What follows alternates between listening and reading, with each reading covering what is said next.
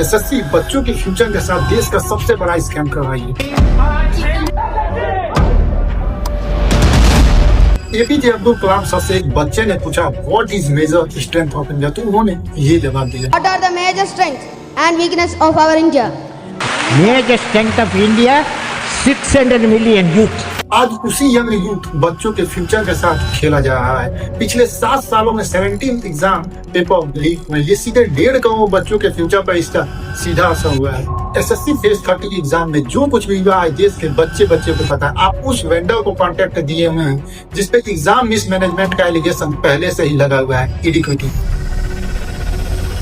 जिसने एमपी में पटवारी के एग्जाम में मिसमैनेजमेंट दिखाया। एग्जाम फेयर तरीके से नहीं हुआ और भी एग्जाम में मिसमैनेजमेंट का एलिगेशन इसी वेंडर के ऊपर है, लेकिन फिर भी एसएससी ने एग्जाम का कॉन्ट्रैक्ट इसी वेंडर को दे दिया, जिससे फिर क्या पीडीएफ उनके पास पहले आ चुका था। एग्जाम से पहले पेपर एग्जाम से आधा घंटे पहले पेपर आ चुका था। एडिक्विटी जो कंपनी है वो क्वेश्चन को पिक करवा रही है क्वेश्चन बैंक से एआई के थ्रू। पेपर ऐसा सेट कर रहा है कि 7 से 70% पेपर रिपीट हो रहा है। प्रोबेबिलिटी स्टैटिस्टिक्स का कोई सिलेबस में नामो निशान नहीं, उसके क्वेश्चन आ रहे हैं। 5 बच्चों के साथ सिस्टम बंद हो गए थे, फिर उनको रीअसाइन करा गया। इन्विजिलेटर खुद मोबाइल चलाते रहते हैं और माउस पे 4 बार क्लिक करो तब जाके वो क्लिक हो रहा है। और जब टीचर बच्चों की प्रॉब्लम लेकर दिल्ली पहुंचे तो उनके साथ क्या क्या हुआ वो आप सबको पता है। अब बर्दाश्त से बाहर हो गया, सारी चीजें सहन कर ली, लेकिन ये थोड़ी कि 4.5 घंटे से या 5 घंटे से बस में घुमा रहे हो यार।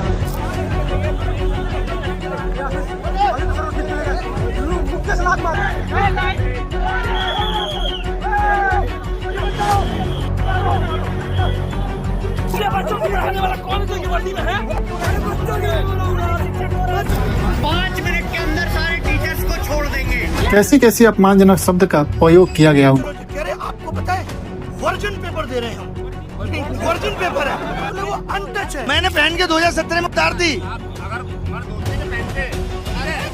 कुछ दिन बाद 4 टीचरों को डीओपीटी ऑफिस बुलाया जाता है। हम लोग यहाँ पे डीओपीटी में आ चुके हैं, बहुत जल्दी हमारी मुलाकात होने वाली है। जिसके बाद टीचर, डीओपीटी मिनिस्टर और एसएससी चेयरमैन के बीच बच्चों की प्रॉब्लम को लेकर बातें की जाती हैं। जो भी बातें हुई उसका कुछ भी असर एसएससी के स्टेनो एग्जाम में ना दिखा। वही प्रॉब्लम, वही बच्चों के भविष्य के साथ खिलवाड़।